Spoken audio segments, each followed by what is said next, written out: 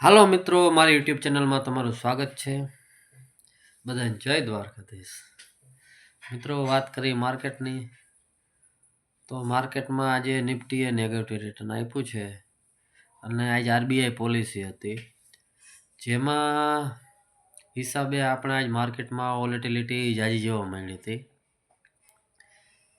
અને મિત્રો, એવું નથી લાગતું આ માર્કેટ કંઈક કહેવા માંગે છે,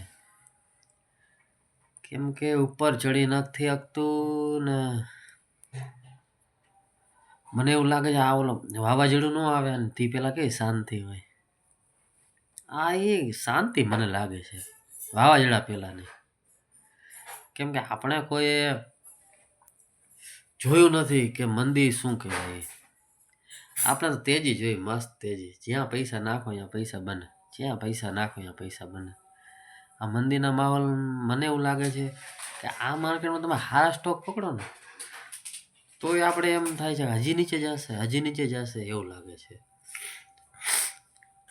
એટલે મને એવું લાગે છે કે અત્યારના હિસાબે તમે જોવા જાઓ ને, હું મારું મંતવ્ય જણાવું, હું ખોટોય પડી શકું છું. અત્યારે જોવા જાવ ને તો મને એવું લાગે છે આજે આ માર્કેટ આપણે મંદી નથી જોઈ ને, આ મંદી દેખાડશે કે મંદી કહેવાય છે ને, કે માર્કેટમાં મંદીનો માહોલ કેવો હોય અહીંયા માર્કેટ બતાવશે, મને એવું લાગે છે. અને મિત્રો, મને એવું લાગે આ માર્કેટ, હું મારા હિસાબે કહું છું, મારા વિચાર હું તમને તમારા સામે રજૂ કરું છું કે મને એવું લાગે છે આપણે કોઈ 100 રૂપિયા ઇન્વેસ્ટ કરવા હોય ને તો આપણે 25 રૂપિયા ઇન્વેસ્ટ કરવા જોઈએ, અને 75 રૂપિયા, એ 25 રૂપિયા પછી આપણે એમ વિચારીએ એ શેર નીચે આવશે તો 75 રૂપિયા એના એવરેજ માટે રાખવા જોઈએ, એવું મને લાગે છે. કેમ કે આ માહોલ કંઈક બીજું કહે છે ને આપણે મંદી નથી જોઈએ ને મિત્રો, એટલે આપણે એવું લાગે છે કે આ કેટલું નીચે આવશે.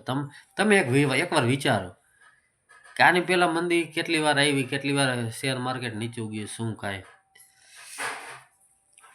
અને પેલું મેં એકવાર વાત કરી હતી, આ 4 મહિના લગાતાર નેગેટિવ રિટર્ન કંઈક 23 વર્ષ પછી આપણે જોવા મળ્યા. તમને એવું લાગે આ કંઈક નવીન માર્કેટ જ આખું કંઈક ફરીને ઊભું હોય એવું, ઉપર ચડવું નથી. એટલે મિત્રો, આવનારા સમયમાં મને એવું લાગે છે આને હજી હેઠે ધડાકો કરશે તો ખરું હો. એટલે મિત્રો, આ મારા વિચાર છે, મને એવું લાગ્યું એટલે મેં તમારા સાથે શેર કર્યા છે મિત્રો. અને મિત્રો, આવનારા સમયમાં થોડું ધ્યાન રાખીને કામ કરવા જેવું છે, એટલે જાજુ નથી કહેતો. બસ આજના વિડીયોમાં આટલું, અને ફરી મળશું સોમવારે, શનિ રવિની રજા. એટલે બધાને જય શ્રી રામ.